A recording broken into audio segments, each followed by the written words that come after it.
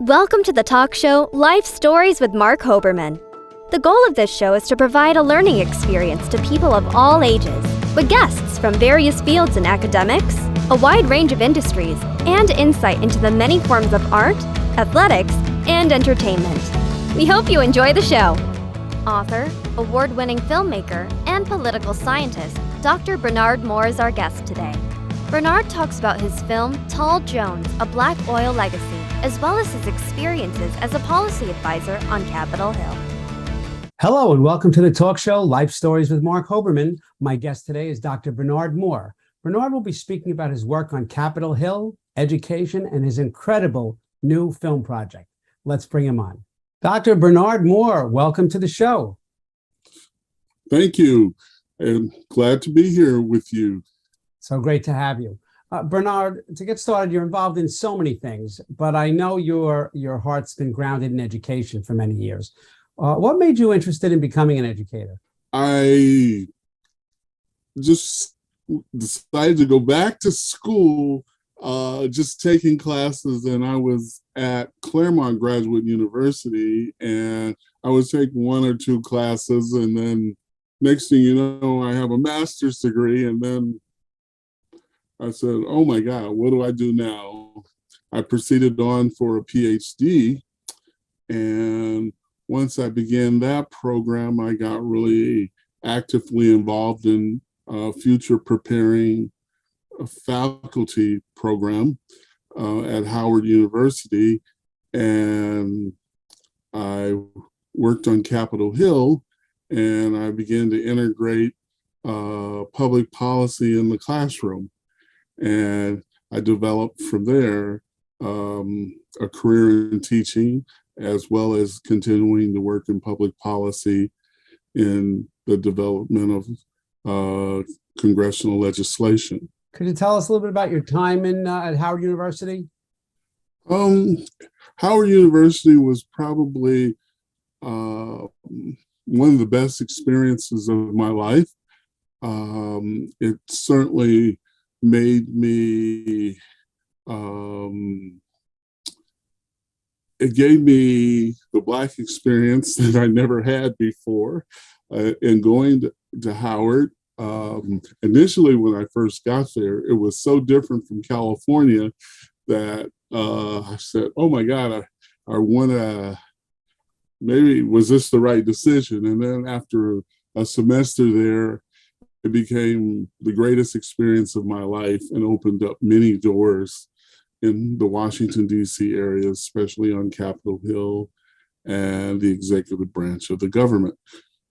My experience there, as I indicated, I participated in the Preparing Future Faculty program, which led me to a teaching position at Yale and postgraduate study at Yale as well.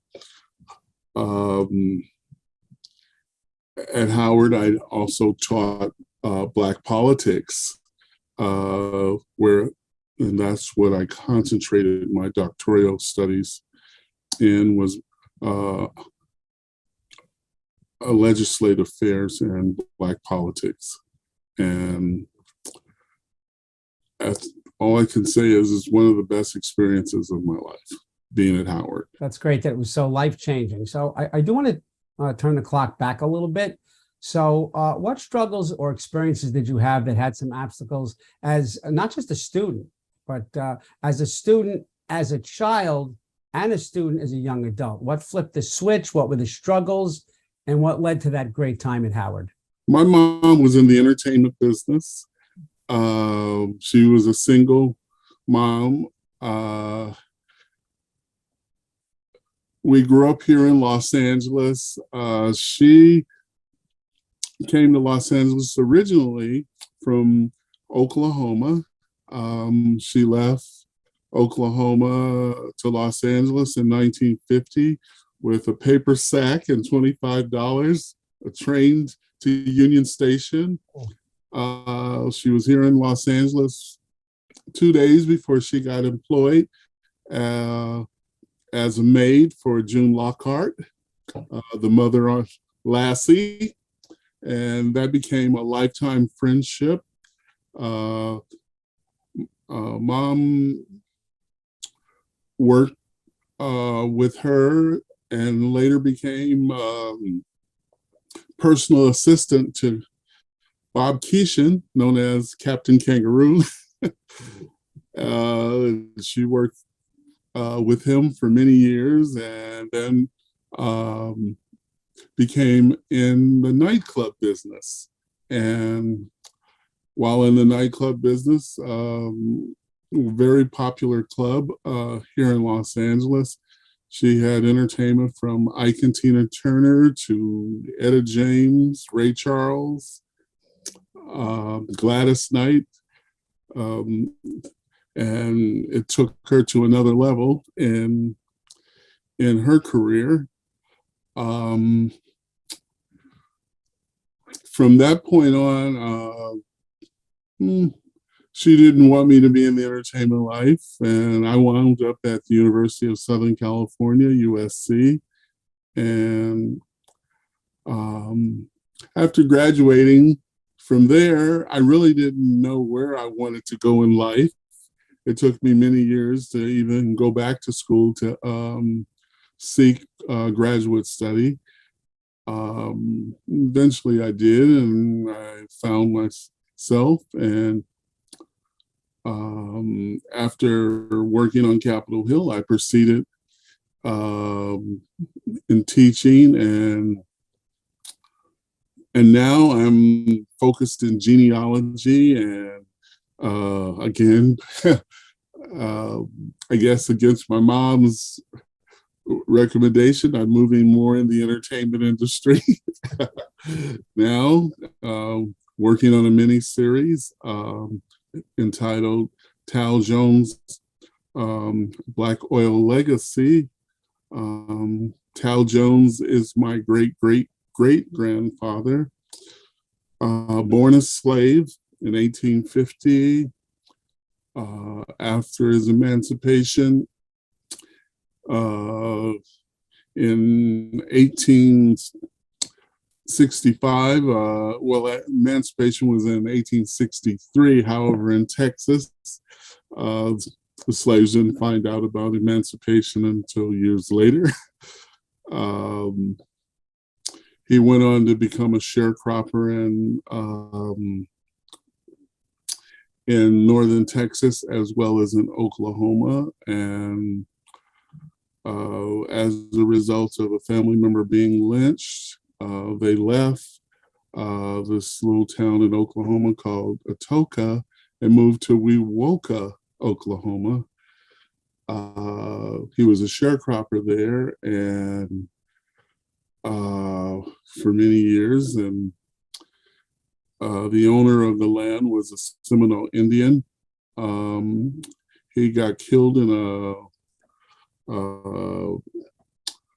I guess a wagon accident, and his wife wasn't able to manage the land, so he gave part of the land to my grandfather Tal, and a few years later it became one of Oklahoma's largest oil fields.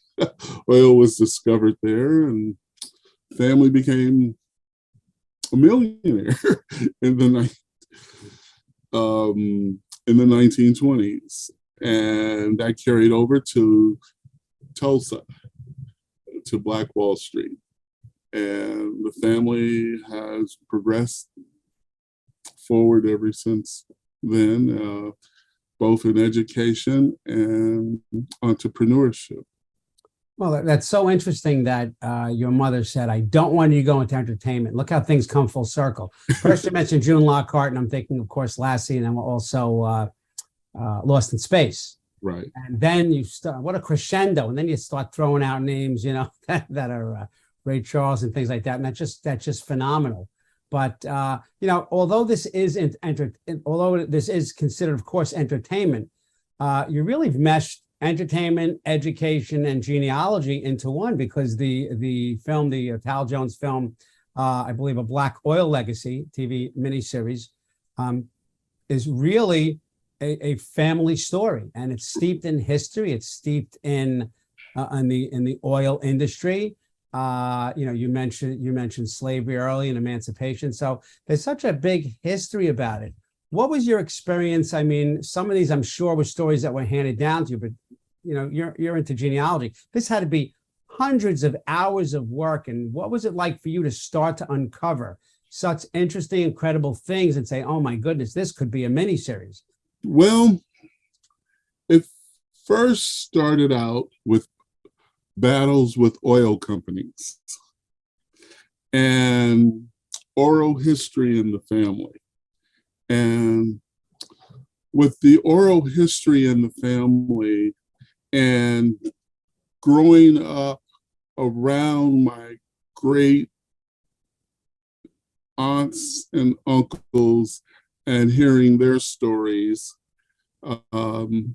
as a child, the genealogy became very easy as I worked toward developing it. And I also, as I uncovered so much history, I retained Ancestries.com's experts to verify my research. Right. And which they started to uncover more research in the family history on both sides. On the other side of the family, we're from the Choctaw Nation in Oklahoma, which we were in the Trail of Tears in the 1830s of the Removal Act from Mississippi to northeastern Oklahoma. The family was, and it came to my knowledge from ancestry that the chief of the tribe was also my great great great grandfather. And the Choctaw Nation was the only tribe that was a part of the Confederacy in the Civil War. And the chief was white as well as Native American. So we began to research that side of the family all the way to the 1600s on the white side, and on the Native American, I think we got to the 1700s and proceeded on across the pond to Britain and France to the 1400s. So we've really been actively involved, and I'm now discussing possibly a project to develop into a documentary with PBS. That's outstanding and so exciting. What people don't understand the work, the research involved in this. But you mentioned, there's so many other things you are involved with, and I think they do intertwine. I want to circle back because you mentioned Capitol Hill earlier. What led to your passion for your involvement in politics? I have been, since high school, involved in politics in the sense of working at that time, my congressional representative, which was Congresswoman Yvonne Brathwaite Burke, which this was in the 1970s. I worked in her office after school as an intern.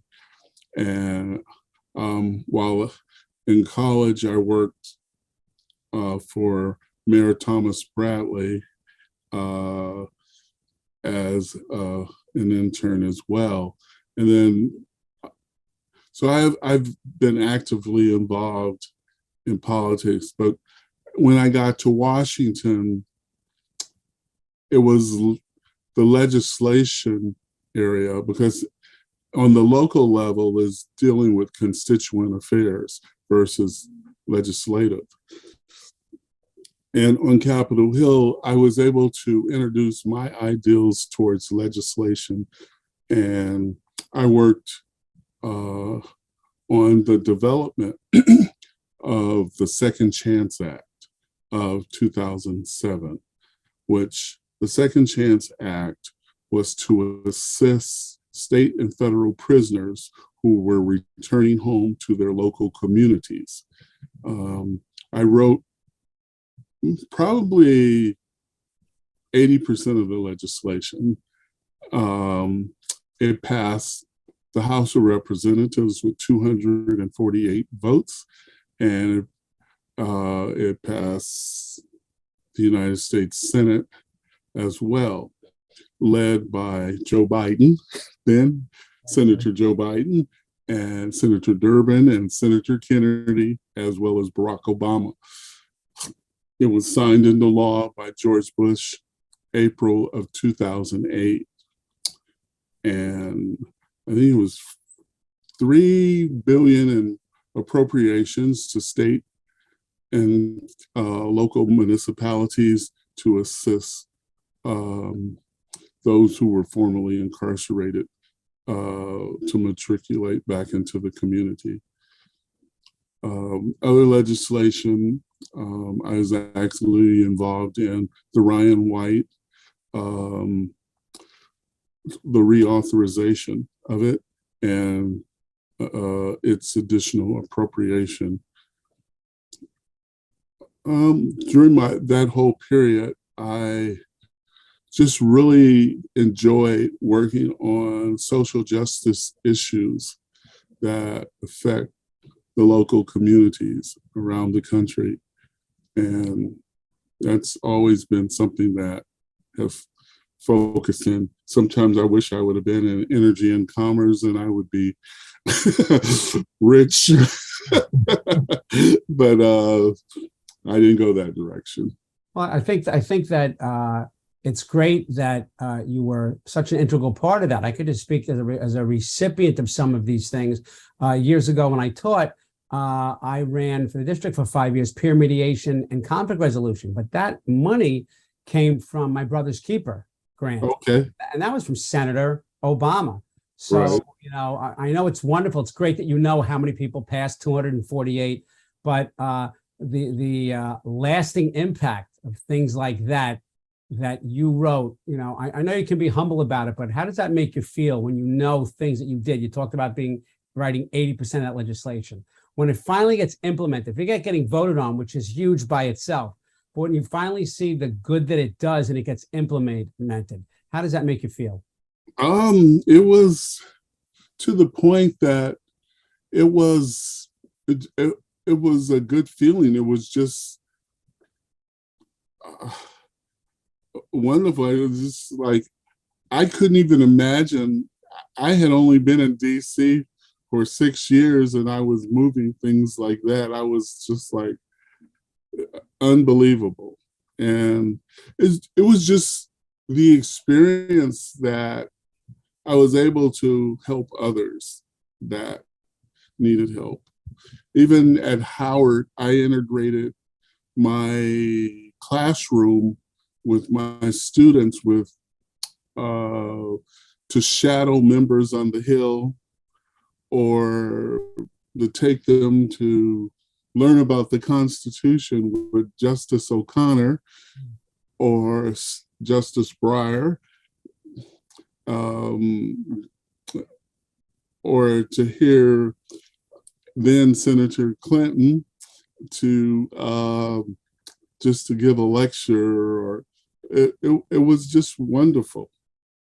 And now when I look back on it, I'm like, wow, I really had a great time during that period of my life. It's wonderful.